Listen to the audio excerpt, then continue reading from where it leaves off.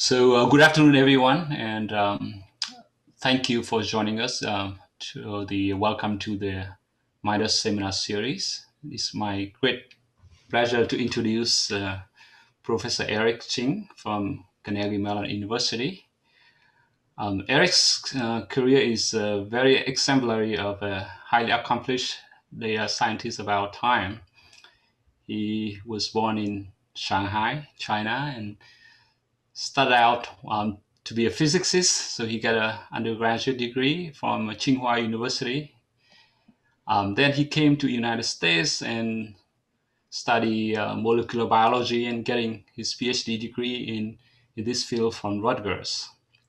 Not quite satisfied with what he had learned, he decided to take up statistical machine learning and getting a second PhD degree in computer science from UC Berkeley.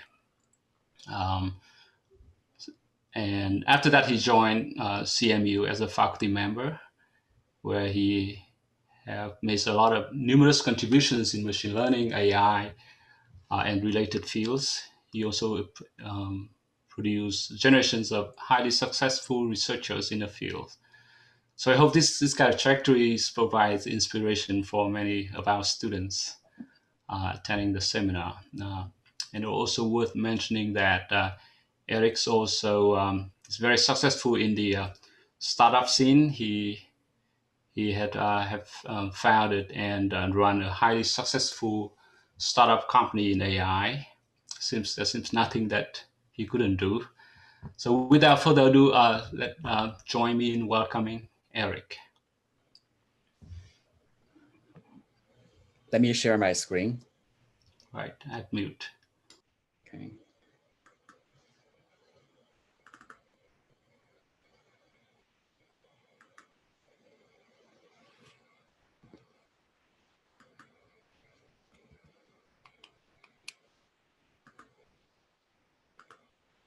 Cool. Is everything okay? You can see my screen? Yes, good. Great. Well, thank you, Long, for the very generous introduction. In fact, it was at Berkeley I got to know Long, so it's been a very, very long time friend of mine. And so nice to see you again in a short duration. In fact, it was not a long time ago, I was giving another talk in the stats department on some technical topics in machine learning. I just learned that this is going to be the last seminar for the whole semester in this program. So I'm not going to bore you or overload you with the math and very heavy duty details. I'm going to present maybe a somewhat entertaining topic that is at a very high level, talking about some interesting challenges and efforts, on moving from performance-oriented AI toward production and industrial AI. Okay, that's actually also includes my personal efforts, in the entrepreneurship and in my research, and I will share with you my personal take on some of the interesting thoughts and experiences I had during this activity. Great. And before I start, I want to acknowledge many of my students and colleagues who made the contribution to the material I presented here. I'm not going to read all their names, but they were either existing, current, and former members from my group and from my company. And now they are everywhere, including in my company, but also professors and postdocs in other universities. These are great people. And if you want to collaborate with them, I think you cannot be going wrong. All right, so I guess we are in an exciting time about AI. There has been a lot of good, achievements and the results coming out every day. In fact, not long ago, we have seen probably the results of DeepMind using a transformer model to represent protein structures and making predictions on protein, which will be having very important implications for drug design and so forth. And of course, we also see AI being featured in many of the tasks, such as robotics, smart city, self-driving cars and games and so forth. Right. But we also know that the current AI, has still, a lot of challenge to solve, especially on the algorithmic side. it is not a mystery to us that common sense reasoning and counterfactual reasoning is still a forbidden land for AI algorithms. They are good at learning the labels of the objects, doing speech to text kind of translation, and maybe predicting keywords and so forth. But when it comes to problems like how many pairs of eyes the sun has, does giraffe have like 5 legs? These kind of questions, because they are not well represented in the text, then powerful models like the BERT and the GPT-3 will be confused and giving out funny answers. In fact, there are even greater challenges. Recently, I was watching a French movie called La Silence de la Mer, which is a love story featuring 2 characters who, for many reasons, cannot speak to each other. In fact, the only conversation they had was happening at the end of the movie, which consists of 1 word. Imagine, if we present such a movie to a AI agent, I bet that agent will have a very hard time in understanding the whole story and making all sorts of predictive tasks. And if we further want the agent to read a novel and transcribe it into a movie, that would be probably mission impossible. But human beings are very good at that. I consider these to be algorithmic challenges because you need to have new models and new representations for this information. That's actually not what I'm going to talk about today. I'm actually going to be talking more about another subject that gets me very excited these days, which is about the AI production. Imagine you have already a solution in AI algorithmically that you are happy with. How to deploy it and how to make it. I would say that right now, it is still the practice of this kind. You are crafting a lot in making a one-of-a-time, one-off type of solution. And then you probably ship it to some clients and some users. This is very different from what is happening in the production manufacturing industry, where things can be produced like this, piece by piece, in a very repetitive, standardized fashion. Right?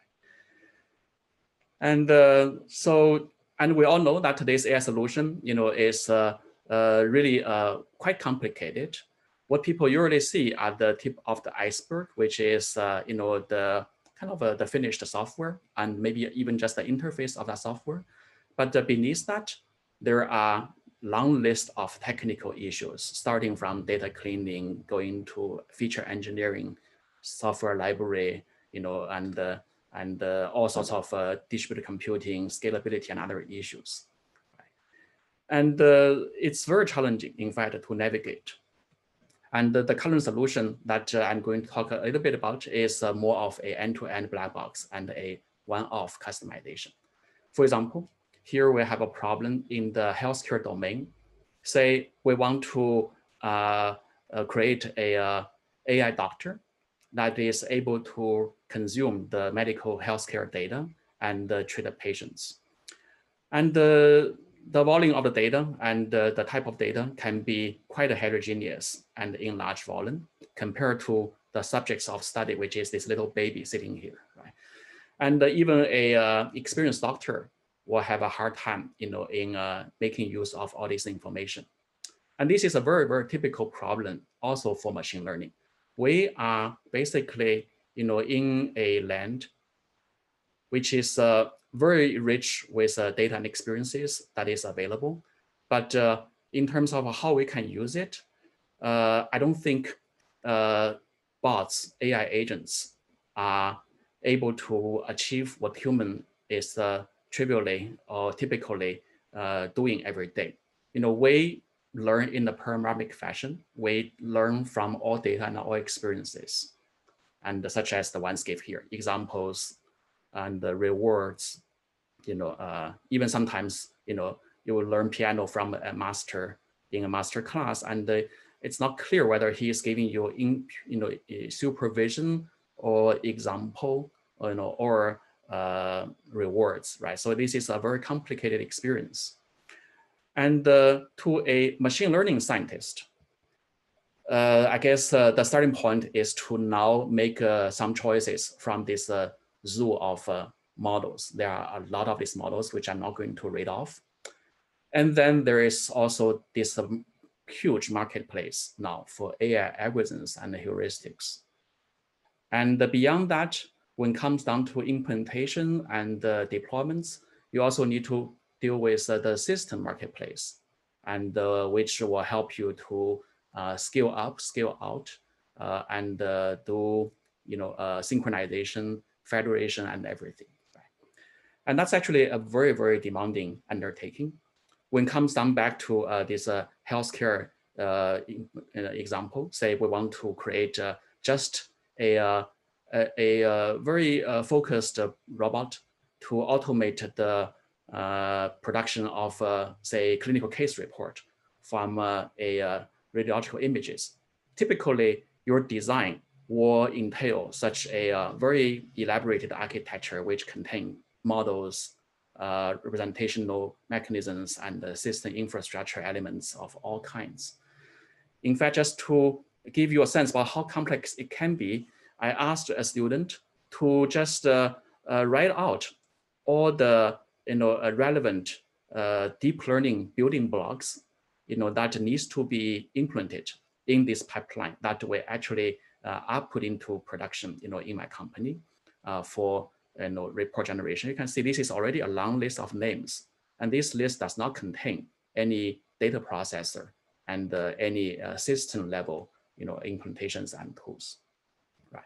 So to make AI production happening, you need to navigate in a huge maze of options and alternatives. And typically the solution will be a bespoke solution that is highly customized.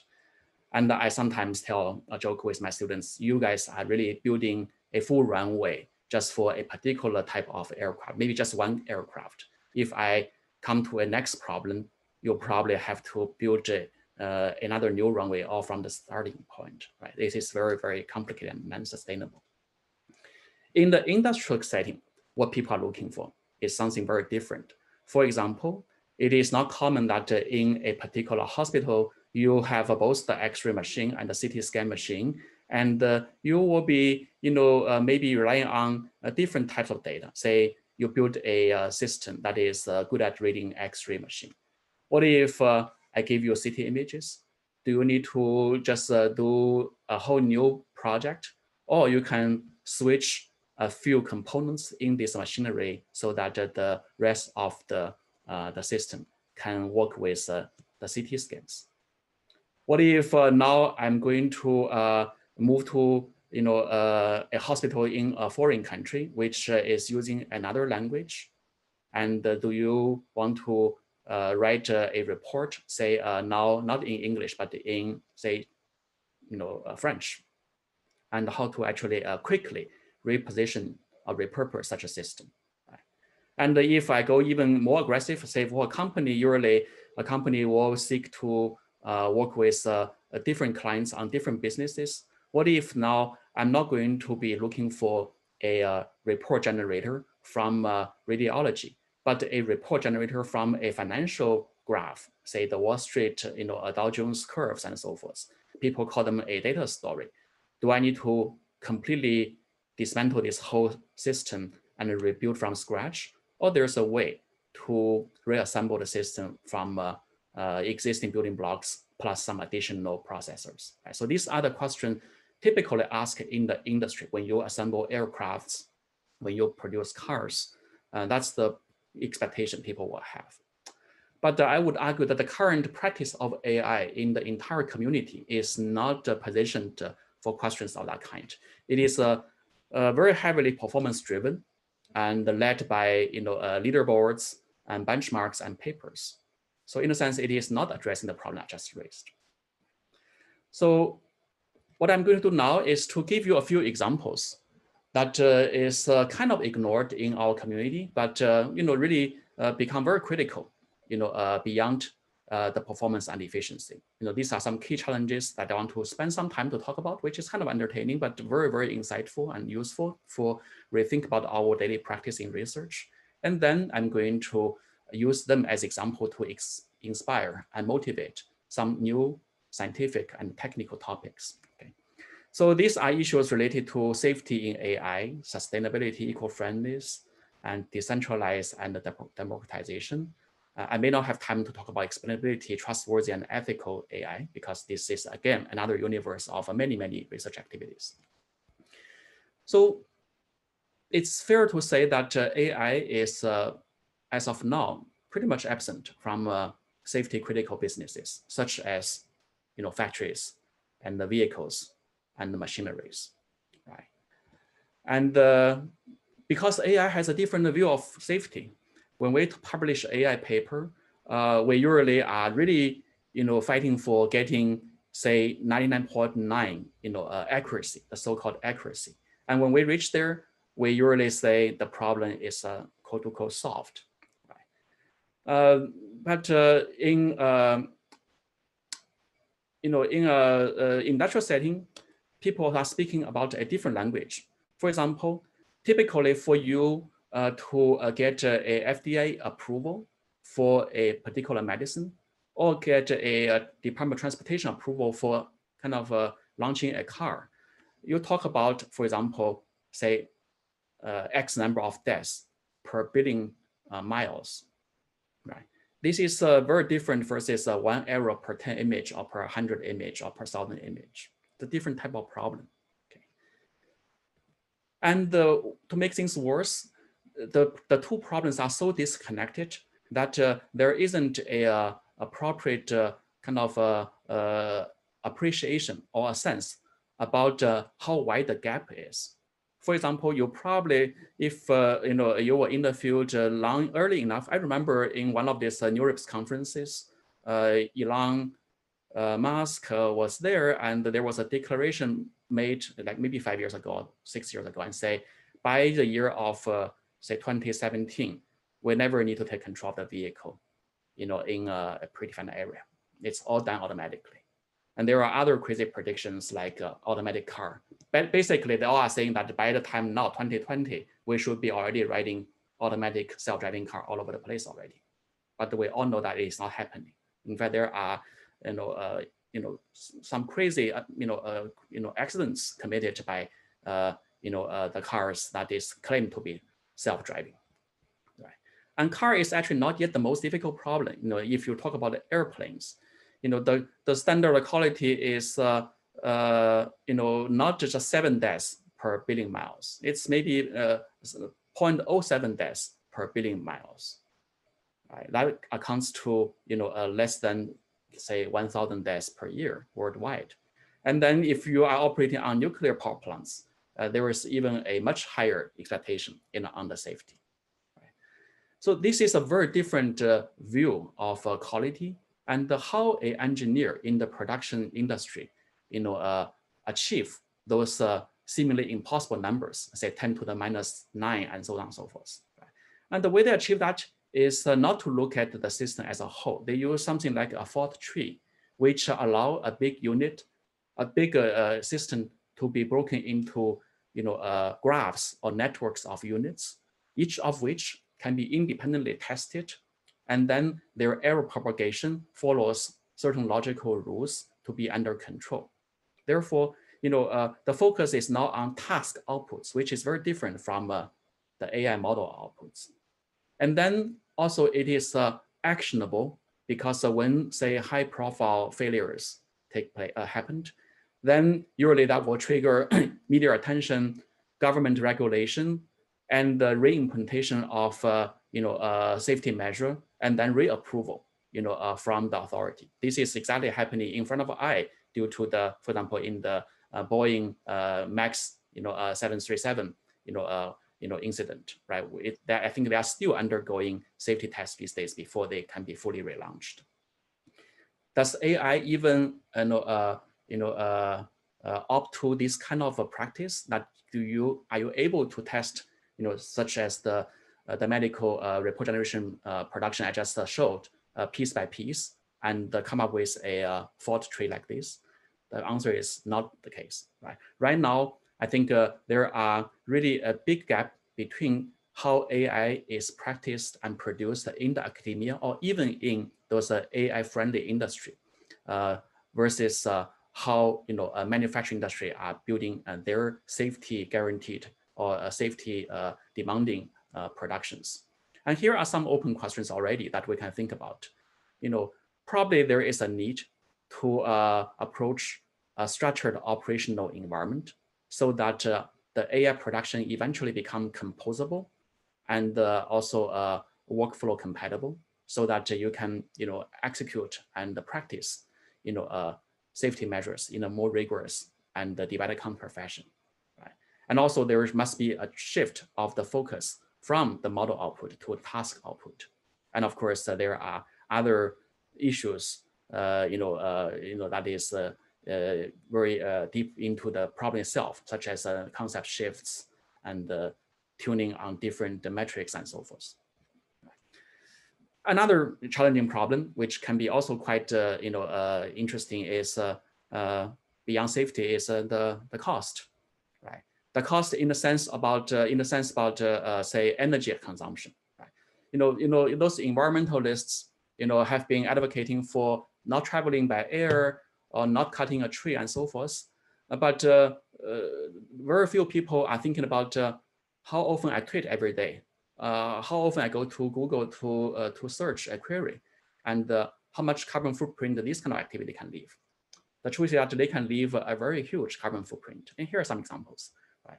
In one of the standard, I would say, now deep learning models, which is a kind of a single transformer. According to one publication in Google, it is now about 2.3 billion parameters. And the amount of energy needed to train such a model is like 200K kilowatts, which translates to, a couple of thousand cars driving a couple of 100 miles to the other states or city and so forth. And by the way, this is just a one-time training, and usually such model need to be constantly retrained to be tuned better. Say let's retrain it 100 times. That actually already translates to, the consumption of 200,000 gas cars running into the next city. People probably don't think about that. This is a huge carbon footprint. It's actually closer to the electricity usage of a small town, in the US. Not talking about bigger models like the GPT-3, like the BERT, right? They are typically, say, 100 times bigger, than the model I just talked about. And the training that type of model literally is going to be equivalent to the energy cost of a mid-sized, maybe small or mid-sized city, of the United States. And that's just the training cost. If you are talking about, the cost of the internet, where people are having online activities every day, which, will be invoking models, gigantic model inside Google and other companies, then, we are really talking about huge, ecosystem impact, such as the amount of water you need to use to cool, the system, and so on. Right? So I don't want to go too far, but just realize that our AI activity is actually a very expensive one, which actually call for better solutions. For example, the target for performance probably should be redefined to be more sensitive to these kind of energy and the environmental impacts. Well, I can go over a long list, but I want to just maybe enumerate one more before I go to the technical part. Decentralization and democratization. Again, this is not an option, but a necessity, because in reality, the reality is very different from a ideal AI world where we are very algorithm-centric. We believe that we are the algorithm developer. It is the first-class citizen in-house. Data should be collected to come to our algorithm. Computer should be purchased to come to the algorithm, and people should be hired to also come to the algorithm. And then we are in this nice room, making all the productivity and creation. But in reality, data is the first citizen. You have hospitals having their data in their own silo. You have satellite stations, collecting images and sitting there, either due to cost and due to security, due to policy, that will be impossible to come to you. Therefore, you have to basically ship your algorithm if you want to get them work to all these different devices and different locations, and how to ship them, and also how to let all this data from different silos to contribute to the training of maybe a universal model or a shared model, or a semi-shared and a semi-universal model. Right? So these are new problems which somehow alludes to the now federated machine learning, but it's not just an algorithmic issue, but also data representation and the system and other issues. Okay, so I'm going to now stop complaining about the problem. It's not like they are all bad news, because that's really a very good set of motivations to think about how AI can find some new focus and maybe making headways into those problems, which in my opinion can be equally, if not more interesting than algorithmic performance improvements. Right? So I'm going to talk a little bit about some of the personal opinion about where to approach all these problems, starting from first principle. And then I will say a few words about compositionality, about learning to learn, and scale up and scale out. I have only 30 minutes left, but I still have 60 slides. I'm going to be very fast and skip some of the non-essential materials. So the first principle is always a nice thing to have, in any science and engineering domain, because it brings order. It brings a blueprint, for a more reusable and more unified view of the problem. I think it's time to do so for the machine learning, because you can see, we are in such a great marketplace of all these algorithms and heuristics and the systems and the models and so forth. I think it's time to do something to clean up a little bit. So that was actually the talk I gave a few weeks ago, also in University of Michigan, which concerns about, hopefully navigate out of this maze and try to think about what happened in other disciplines. For example, in physics, what we just saw was exactly what the physicists saw maybe 200 years ago, where there are independent, separate theories about electricity, magnetism, gravity, everything. You see people like Faraday, Huygens, and Maxwell and so forth, talking about the wave theory of light, and then other people have an opposite view. There are many, many different, hypotheses about, all these different physical phenomena. So it's very, very difficult to be a physics student learning all these equations and all these formulas.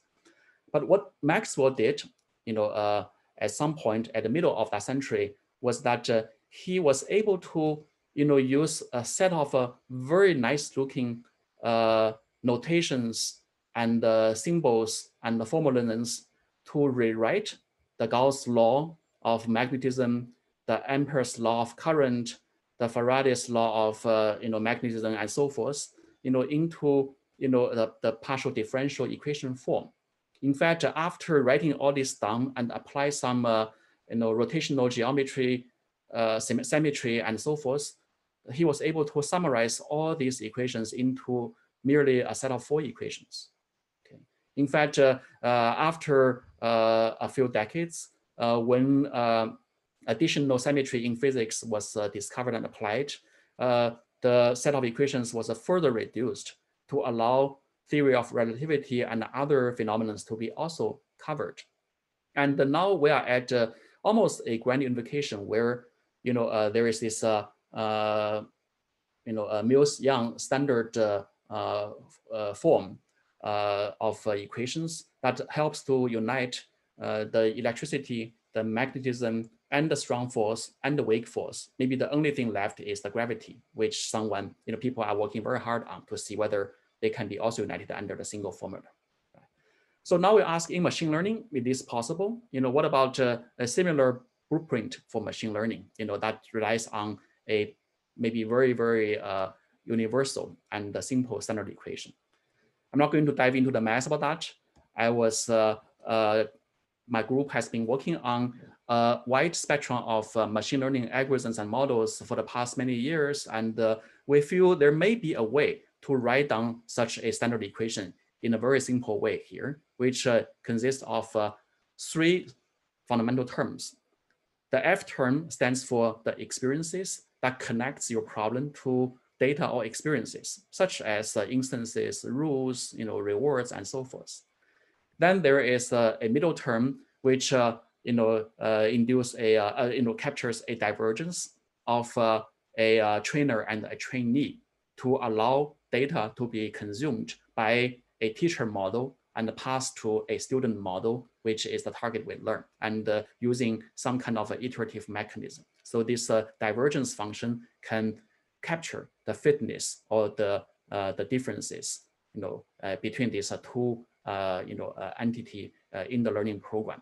And for example, they can use cross entropy or other form of divergence. And then lastly, it's a more intrinsic codification of the model, which I call uncertainty. In fact, yesterday in Jan LeCun's lecture in the New York's workshop of self-supervised learning, he had an energy term, which also kind of have the same effects, which is to put mass on places you see data and reduce the mass on places you don't see data, but also do them in a smooth way so that you don't get kind of overfitting or or degenerated functions and so forth. Right, so that's a function I think can be used to unify many of the learning paradigms. And here are just examples. For example, if you introduce the experience function to be the data instance function, such as a delta function, you actually could turn this standard equation into the standard form of a maximum likelihood estimator. If you go a little bit more aggressive, not only using the static sample instances, but a Oracle data experiences where you can draw data, based on importance, from a Oracle, then you can basically plug in a different experience, and that actually allows you to recover, what people call active learning mechanisms. Okay. Going forward, you can also replace the experience function with a reward function people see in the reinforcement learning. And once plugging back to the standard equation, people will discover that they will recover, the RLS inference algorithms, okay, using the same formulation. In fact, you can have a different expression of the reward. In this case, it's just, a standard reward function, but also it could be taking a log form so that, when you plug in, one can easily recover what is known as the policy gradient algorithm, which is very popular these days for learning, action state pairs and policies, in a dynamic interactive world. You can also play somewhat with the choices of the divergence function. For example, replacing the divergence function from a cross entropy to something like a Jensen-Shannon divergence. And in addition, you can replace this experience function with say adversarial experiences, say classifying the example to be right and wrong, depending on where they come from. You can actually use this equation to recover the most of the existing models, in the GAN literature, that generative adversarial networks and so forth. So what's the implication? Now, because you can summarize all these different learning paradigms using a single equation, then easily what you get back is that any design of the architecture of the model or any innovation of the algorithm that solve this minimax problem, can be translated and deployed to other problems that originally were viewed as disjoint. Right? So this is a tree of maybe the mother of all algorithms. You can actually literally use this table lookup to now hopefully find a way to rewrite, originally a different learning platform or new platform to be an instance of the standard equation. And then you can use them to now hopefully enable what I call the panoramic learning, where you learn not just from one experience, but say multiple experiences, just by replacing the feature or the experience function with a weighted additive function of all these different experiences without changing the rest of the learning paradigm. The place where innovation also happens is the model architecture, which now becomes a huge business, in the community of machine learning, where people keep innovating on new models and and the architectures, for, to capture data, experiences, and the loss. Again, this can be now shared across different learning paradigms. With the standard equation, deriving a master's algorithm, as many researchers are hoping for, can be promising, because you don't need to deal with 100 different paradigms, but just one generic equation. And here is already some plausible proposals. For example, solving this unconstrained optimization problem can be dealt with by a alternating gradient method, where in the in one of the step you optimize over the Q, which is the teacher function, and then in the other step you deal with the theta, which is the parameterization of the student model. And in fact, many of the incarnations of this approach is very familiar to us, such as the EM algorithm. The E step is this Q step, and the M step is this theta step. And some people also call it a teacher step or a student step. And in fact, even the deep learning literature where you see back propagation and the forward propagation can be also viewed as a form of this, because in the back propagation, you are taking the outcome back prop to do inference on the latent representations. And in the M step, in the forward step, you are going to re-estimate the model parameters like this. It's just not probabilistic, but the mechanics remain the same. And there are many new ideas coming recently to further kind of introducing tricks or heuristics or foundations, to enrich this algorithm, which I'm not going to spend time to cover. So basically, I'm trying to maybe aspire that a blueprint of machine learning can be a nice way to at least make progress, into the eventual productization or industrialization of AI algorithmic innovation. I have a few examples. For the interest of time, I'm going to skip that and talk about maybe some other dimensions of this particular problem. The example was basically saying that incorporating multiple experience is going to give you better results than using a single experience. Yeah, there are some nice theoretical questions that one can ask, under the hood of this standard equation to give more real life, realistic, and more actionable, operationalizable analysis of the behavior of algorithms and models. So the next problem that is also very interesting is about the building part. How, starting from the blueprint, you can actually put them into production. Right? As I said earlier, one of the major ways currently to do production is to hire very high-end, experienced software engineers to do very crafty and very sophisticated coding, which is very hard to scale and be sustainable, and also to translate and transfer.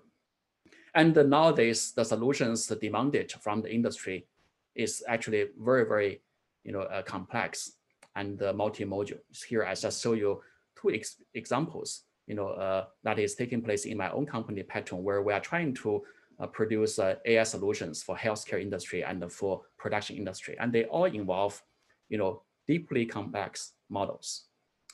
So compositionality is the concept about creating these kind of solutions by assembling the machine learning Lego blocks rather than having a monolithic single piece.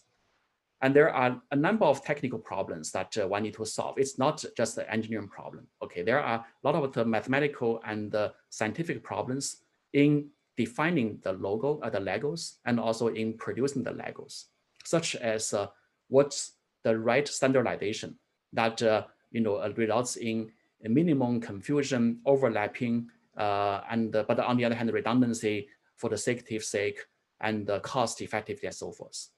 Then how to train these kind of models from extrinsic and intrinsic experiences, right? And how to actually translate across domains to do cross-modal modeling, say on image and text and other things simultaneously, right? And also how to do task transfers and so forth. So these are nice technical questions that could be quite interesting in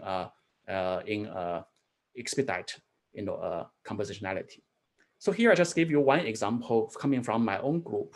We built a toolbox called the Texar, which start from such a catalog of modules organized actually by that standard equation principle, where the laws and the model architecture are stratified into explicit lists.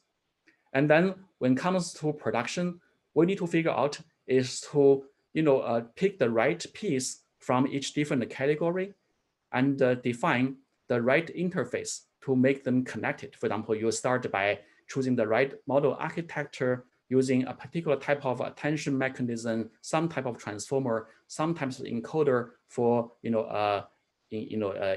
receiving data, and then you need to start doing the training, calling the proper algorithms, and then do all sorts of optimization against the properly chosen laws and so forth. So that actually amounts to defining a unified interface and also subroutines of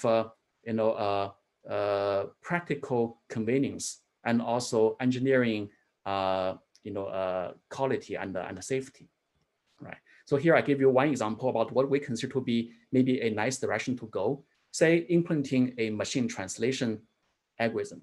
It's not one of the most complicated algorithms or solutions people want, but it's already quite non-trivial.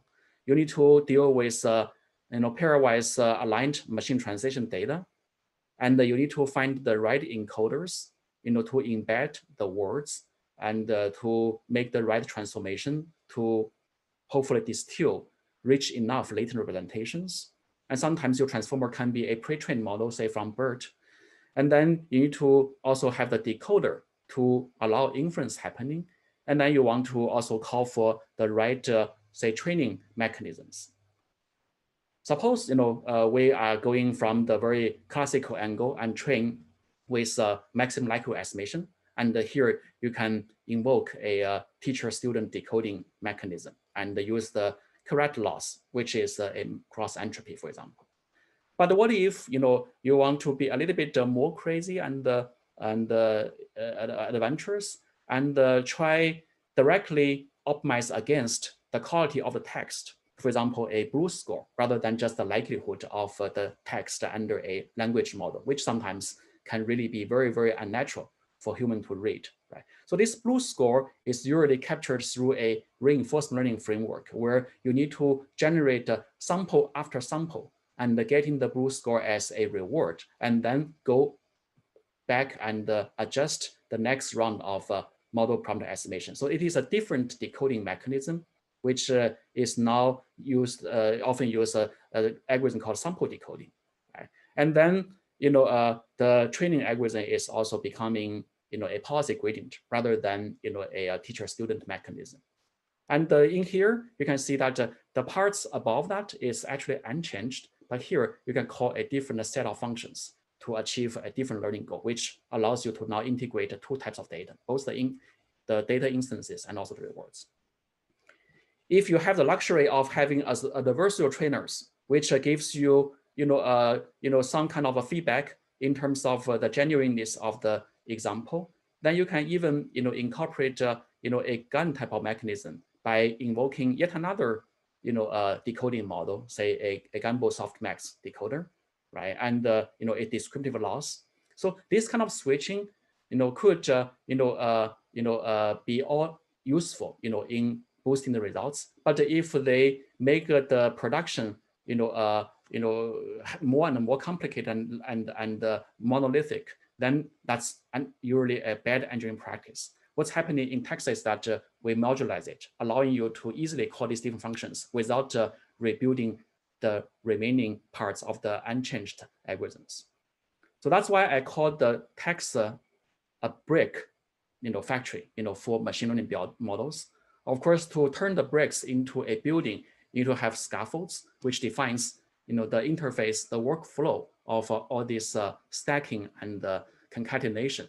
So that's actually where we, were able to, come up with a interesting design, which is called the Forte design that allows, the Texar to be, in fact, not only text modules, but also modules existing, say, in other institutes of NLP and other places to be all captured and encapsulated in the same way to cover different needs. And then they got stacked onto the Forte to finish, hopefully, a polished and easy production.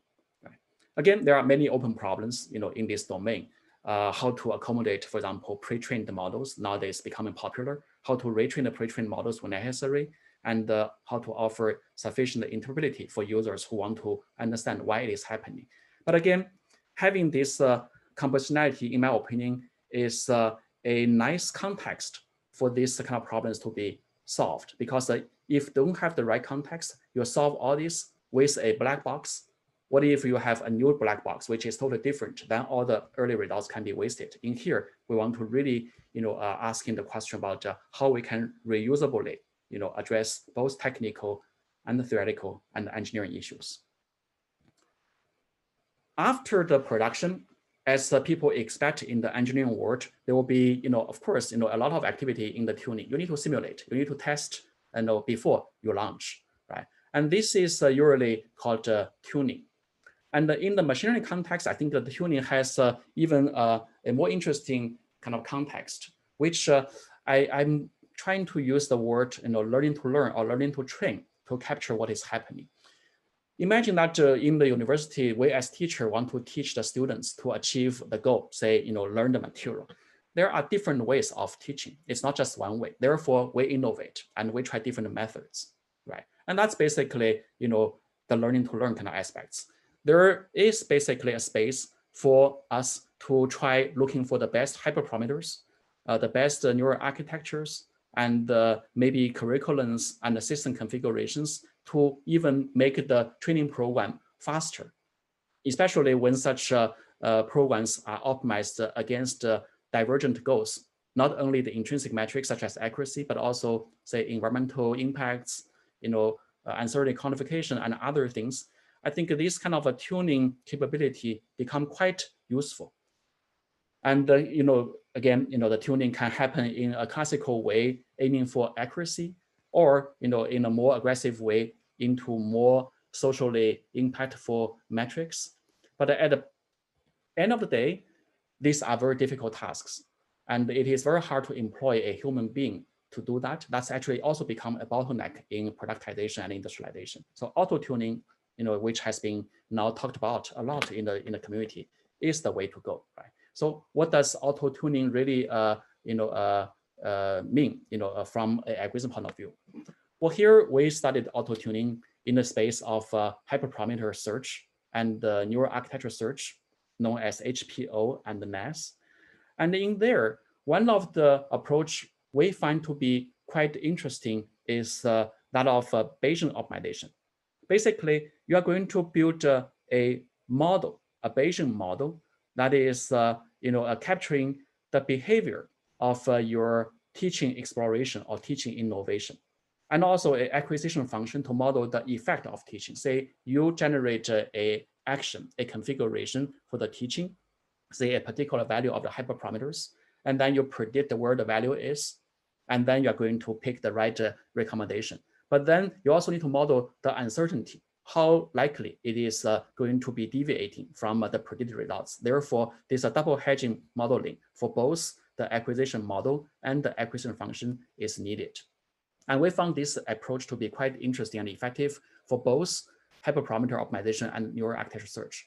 So here is an example of the NAS, where your space now is not just the value of a couple of hyperparameters in the real continuous space. It could be the space of all topologies and architectures. And then you need to define some kind of a path coding mechanism to measure the distances between all these for you to be able to search. And then a probabilistic acquisition model could itself be a big network to model the interdependencies between all these. So it's a network of networks. So it's a very interesting technical question that is still waiting to be addressed. On the implementation wise, again, the idea about the compositionality can be very useful to organize the structure of such a program where probabilistic models of acquisition, the acquisition function, and so forth, and the Bayesian optimization routine can be all pluggable elements, which can be open for community innovations and upgrades. And here are some examples just to show you that with the BO type of HPO and NAS, we were able to really achieve some nice results across the board over a number of different models. And there are some future needs, which is not just engineering, but actually quite algorithmic and mathematical. For example, how to search the NAS space. Right now it's a discrete space of graphs, and we know that the combinatorial search in the discrete space is very difficult.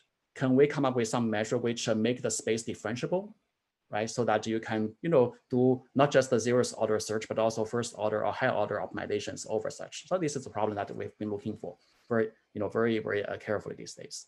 And there are also, different modeling challenges for the acquisition models and so forth.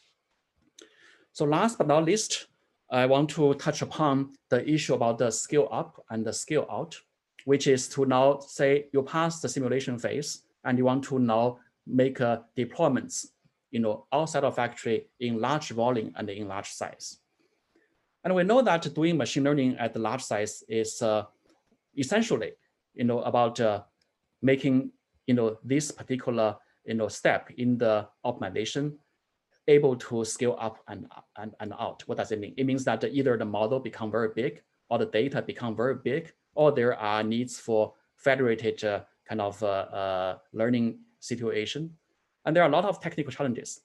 One challenge being that all these different requirements, efficiency on time, efficiency on correctness, and so forth, are oftentimes going against each other. You cannot achieve both, with a single configuration.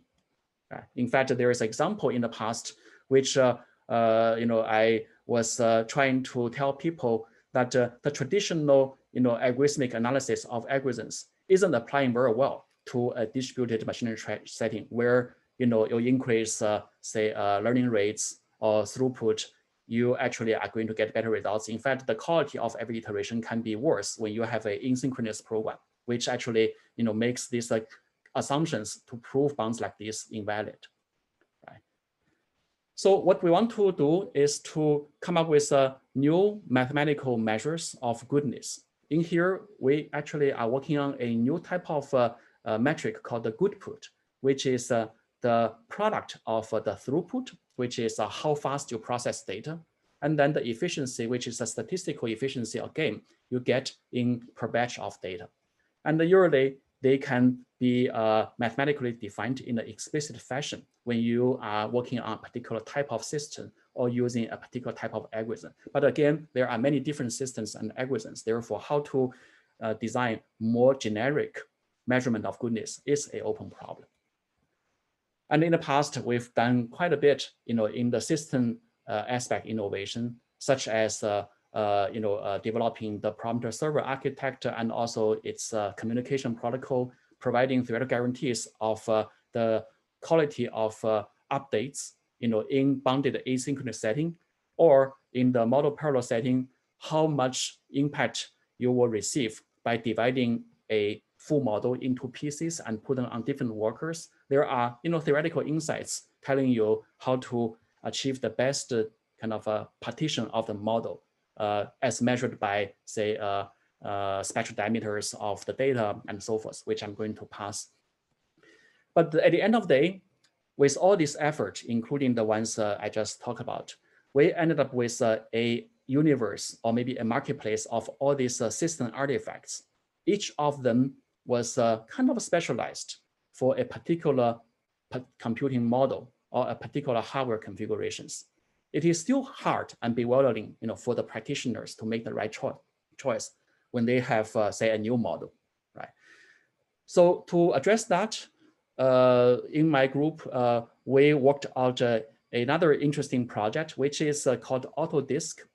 It's kind of a compiler for distributed machine learning strategy, which starts from here. Say you have a model to train, you have a system to work on, then this AutoDist compiler can automatically generate the right partition and the deployments of the computing in two different machines, and automatically generate either a specialized or a hybrid computing graph that achieve hopefully the best trade-off of efficiency and quality. This is to contrast our current practice of system ML, where highly specialized systems, here I gave a few examples, the Boson parameter server, the horrible Hadoop MapReduce system, and so forth, or reduce systems and so forth. They basically is specialized for one architecture. But if you have a different architecture, you actually need to be knowledgeable enough to make the right choice. For example, in here, given a computer vision model or an NLP model or a combination of all that, maybe together with a pre-trained BERT modules, how can you basically make choices of the right communication and the partition protocol? Right? So what AutoDist is doing is to begin with a unified representation of the ML artifacts that I listed here, and have a systematic design and reusable building blocks of their implementation, and then use a program of the program to automatically produce a assemblage of all these different tools. This is just an illustration of what's happening here. This auto strategy builder. It will do the following: do automatic parallelization of data, model parallelization, adaptive parallelization to produce this piece of code by themselves rather than you write it. Of course, if you want, you can still write it by calling libraries, but here efforts has been saved. It can also make some nice simulation. For example, if you have say a model, okay, that is very big, and you have a system called R, and you want to basically say, how well I'm going to achieve if I use this system in a particular way with this big model. Well, what the simulator do is that they can, produce, a smaller miniature version of this big model and dry run it and give you a prediction about what this full-size model will behave on this system, so that you can accordingly, utilize a recommended design. Or you have a full model, but you have a small cluster to experiment with. You can also simulate what is the behavior of the model on a full-size cluster before you pay for it, and then calculate whether it is worthwhile for you to commission the job to such expensive, say, resource or not. Right? So these are, again, nice tools that is often happening in the industry, of production, say semiconductor industry or car, where simulation of the solution before full-scale production is a routine practice. And here we believe that the AI and the ML system can also maybe draw some inspiration from similar practices. We also have mechanisms for scheduling, multiple jobs, with multiple users, on a system of multiple resources, in such a way that the throughput and also the statistical efficiency are reaching a best trade-off. So there are some numbers, experiments, I just want to flash here to show that with all this, automated and the composable SysML innovation, you actually were able to, achieve a pretty substantial, energy saving, efficiency saving, on a variety of different neural network and other models. Okay. And again, there are a lot of future challenges in this particular domain as well, right? Decentralized machine learning is always a technically and engineering-wise very challenging work for all practitioners, because you need to battle against consistency, loss of information due to accidents, fault tolerance, and other things, especially in the context of a federated machine learning where the data are geographically decentralized and uniform. How can you, make use of updates from different locations and integrate them, aggregate them, and then iterate out, with the next round of updates? It's actually both a mathematical challenge and also an engineering challenge. And I believe a lot of activity could happen, in this domain. Representation of the system is another thing. How can we kind of define the right granularity and the shape of those Lego blocks at a system level so that they can be assembled and reassembled for different needs. So with that, I want to conclude. I believe productization and the industrialization of AI, pose not just a practical challenge for the engineers and the hand dirty practitioners, but also for researchers and scientists in the academia to seriously look into. I think there is an inevitable pathway, from algorithmic AI into production AI and into industrial AI. And right now, we are actually very early in this endeavor. I believe we are still kind of, if I use the chemistry as a metaphor, I still feel like we are in this phase, this alchemy phase, where we are kind of building monolithic and quite intransparent models for very difficult problems, say turning dirt into gold, something like that. And we don't really have a periodic table for very predictable and regularized assemblage and production. I think the standard equation that I showed earlier is kind of an effort to get us pay attention to these kind of problems. I'm not claiming we solve that, but at least I hope that it can draw attention and maybe promote interest for this task. And we are very far away from chemical engineering, where you can produce compounds and drugs and interesting productions economically and at large scale. Just to sum up, I talked about some of the personal experiences with all these challenges I just laid out. And just to leave maybe a piece of, lasting information after this talk, we did make some headways into both compositionality in auto-tuning and the scalability of machine learning with our own open source project, where we try to provide to the community in a very open and standardized manner our own solutions, so that people can look into it, either can make use of it, or augment it or change it for a better iteration and incarnation of the solution to those problems. So here is the website of that. For now, this library is having the following components. You'll see the Texar and the Forte to be the composer and the workflow master. You'll see the AdaptDL to be the scheduler of multiple users and tasks onto a cluster level infrastructure. You see the tuner to be the NAS and the HPO type of optimizer for learning. And we also have the AutoDist to allow distributed training of larger models on clusters or supercomputers. And we also have some primitive visualizers for interactive deployments and developments. So we really look forward to see more users and contributors to this project, and give us feedbacks or making better solutions to the kind of tasks that we listed in there. So with that, I'm going to close, and I think I have some time to take questions. Thank you very much.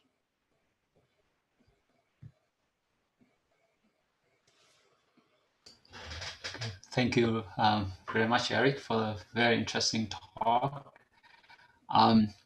So I think we probably run out of time a bit, but I'd like to open the floor for some questions. Perhaps, Eric, do you have access to the Q&A? If you can start with the question there. Oh, okay.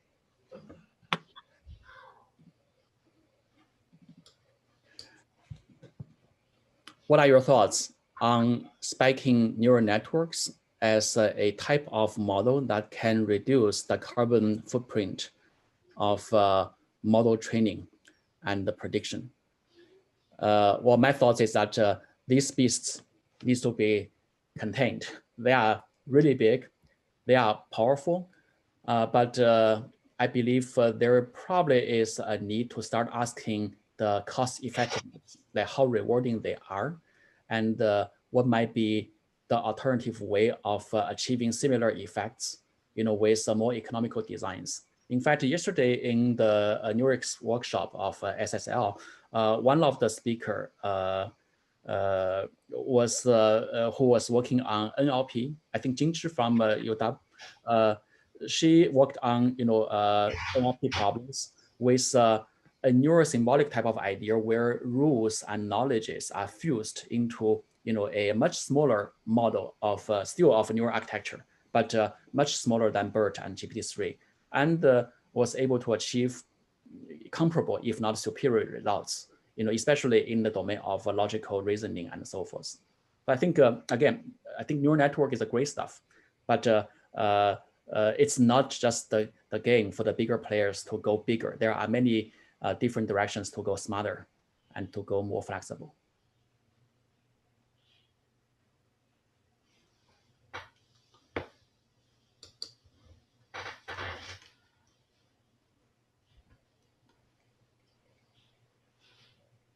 Thank you, Eric. And any other question?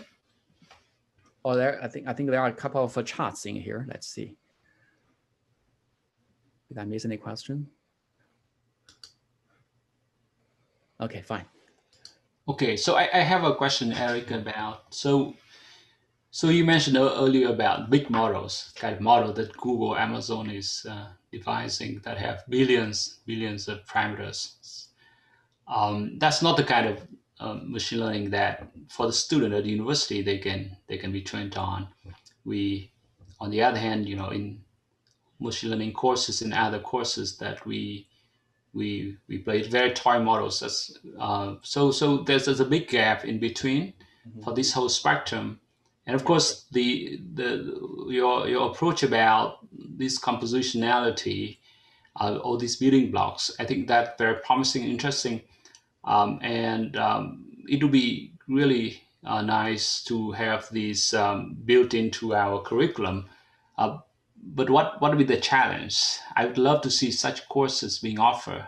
But is that in your plan as well? What are the challenges that you see?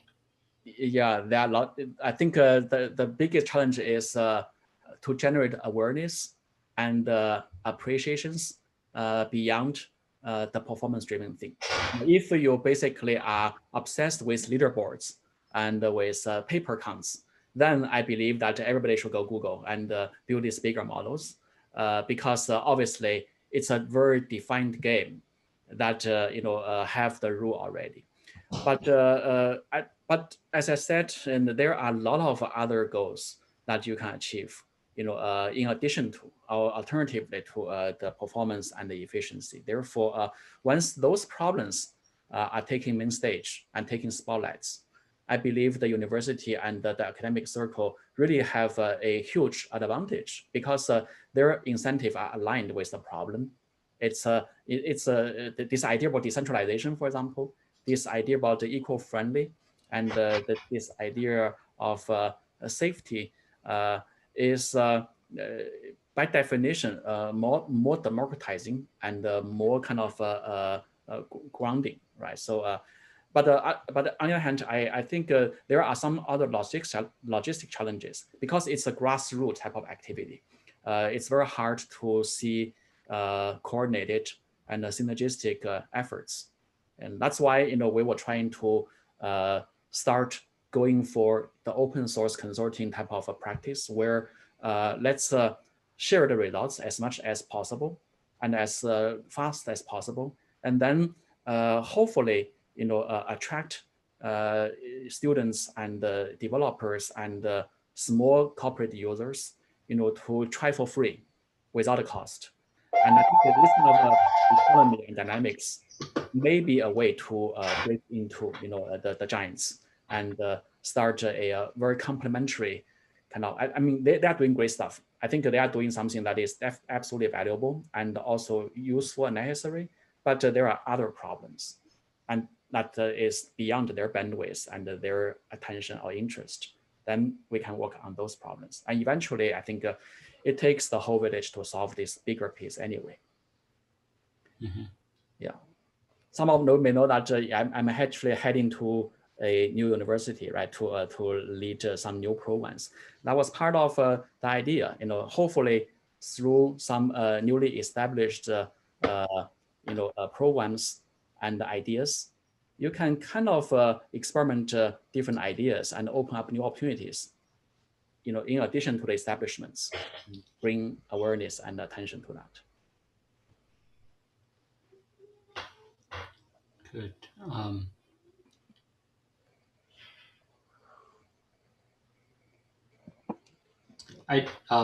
So you mentioned about safe AI, and of course, in order to make AI solution safe, it has to be more explainable.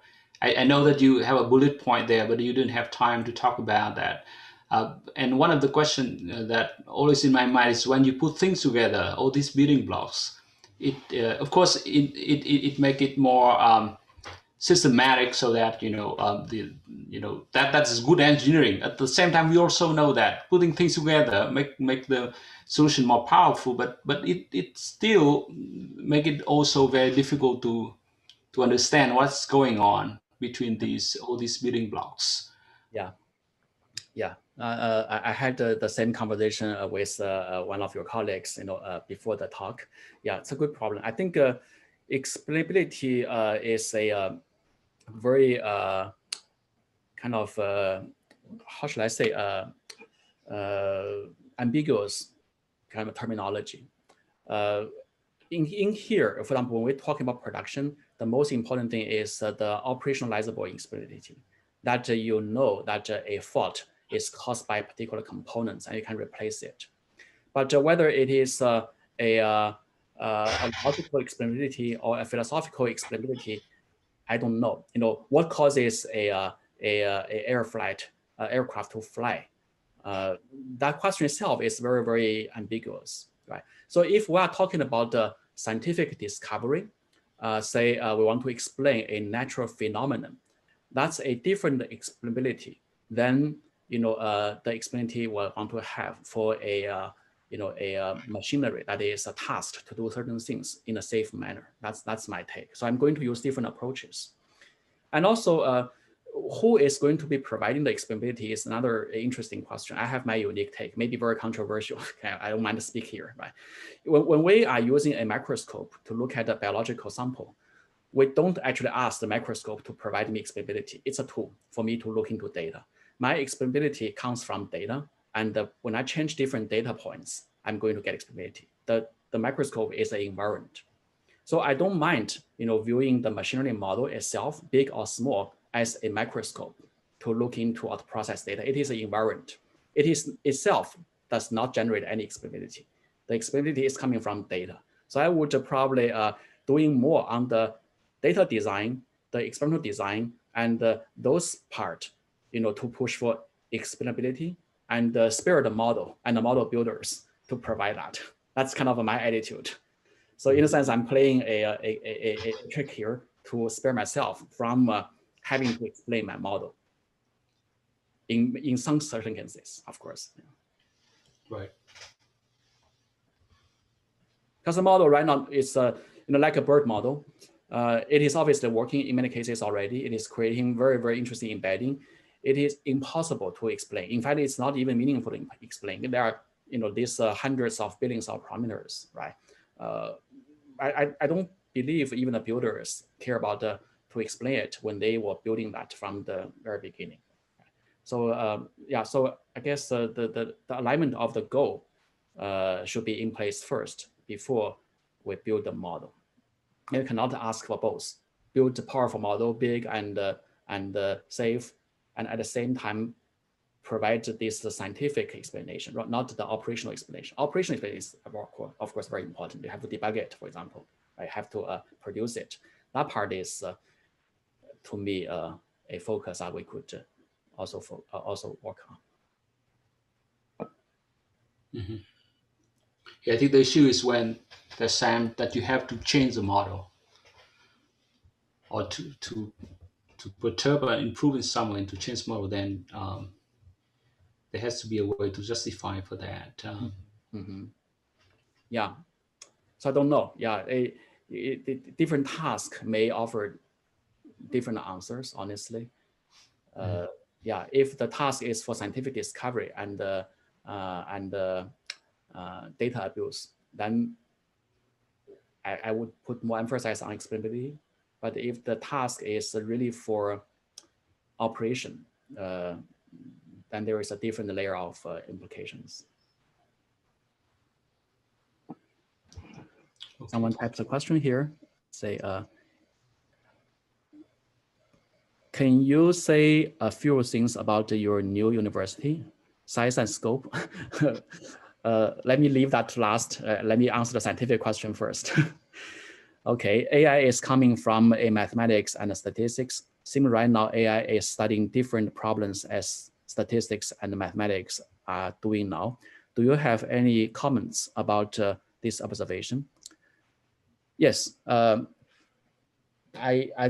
think AI is and should study problems beyond mathematics and statistics, because it's just like say electricity, it was a physics, but now it's physics plus engineering and everything, right? So I think it's the right time now because of the attention of the AI and because of all the foundational work from mathematics and statistics. AI is kind of reaching to a stage where it's becoming very interdisciplinary, both because it is serving different science like physics, medicine, biology, but also it is generating useful products, and that's why people are calling for productization and the safety and the industrialization. So all this is way beyond what mathematics and statistics is covering. So as a statistician myself, I don't feel bad. In fact, I would say I still choose to work on statistics, but I also define my territory or boundary more explicitly. And if someone are saying, hey, Eric, go solve this problem in a production level that is allowing kind of zero bug, I would say maybe not me, it should go to someone else. And there are additional engineering problems. But if you are interested in, say, uncertainty quantification or fault tolerance guarantee, yeah, I'd be happy to look into that. But it's also not problems in isolation, because all these more interesting problems, which are very different from the traditional asymptotic or idealistic kind of a statistical mathematics setting, requires the users and the engineers and even the producers to give you that kind of a context, which may be very foreign to us. And I learned a lot in these days by working with a company, by working with many engineers. And that actually could be also I would say, a very rewarding dynamics coming back to mathematics and statistics. So that's how I'm taking the movement of AI into a bigger stage. About the new university, I'm not there yet. Okay, I'm going to take my role in about in a few weeks. Yeah, it is a university for graduate AI research and education and entrepreneurship. That's basically the three goals: research and education and entrepreneurship. And the goal is to transform the local ecosystem and economy to be benefiting and leveraging on AI innovations. That's kind of my goal for the university. In terms of specific thing happening, yeah, we are actually recruiting people a lot. Okay, it's probably not right for me to say this here to suck people away, but I do want to say that one of the top priority for a new president for a university is always hiring, at all level of faculty, and also encourage top students and postdocs to apply. So if you are interested. What's the name of the university? It's called Mohammed bin Zayed University of Artificial Intelligence. So MBZ is the crown prince of the country of UAE. So you can imagine this university is very important, for the country, and also have the bless from the leaders and the citizens of the country to be a success. So that's why I feel super excited about that project. Very nice. Any other questions?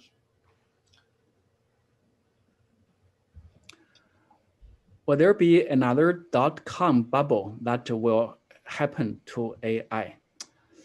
Interesting question. I feel like the .com bubble has never stopped. Are we at a downtime now? I'm not sure. There are still a lot of new startups coming. If you're talking about the .com bubble in the 90s of the last century, I honestly don't know, honestly. This time, the awareness and the demand of AI has been really unprecedented. What I know is that the AI is not there to deliver the results yet. It is still failing the expectation of many people. but the level of enthusiasm from people and from the capital and from even nation was very different from the 90s, where the semiconductor.com and the IT.com took place. So I would say because this very, very democratic and very grassroots large-scale involvement that touch upon every people, I think the current wave of innovation in AI and the wave of entrepreneurship is sustainable. That's kind of my very optimistic prediction. We are having the people and the country at the back in almost all nations. And also, by the way, AI has the beauty that it is not necessarily that expensive. Yeah, you train big models, but as I said, there are many problems that still can lead to innovation with modest infrastructure and investment. So with that, I would say, even if there is a investment or financial winter, it wouldn't kill this wave.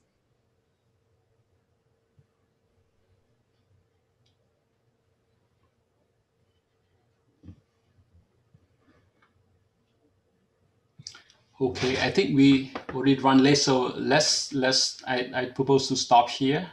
And thanks everyone for joining us. And thank you once again, Eric, for telling us about your very interesting works. And good luck with your next adventure.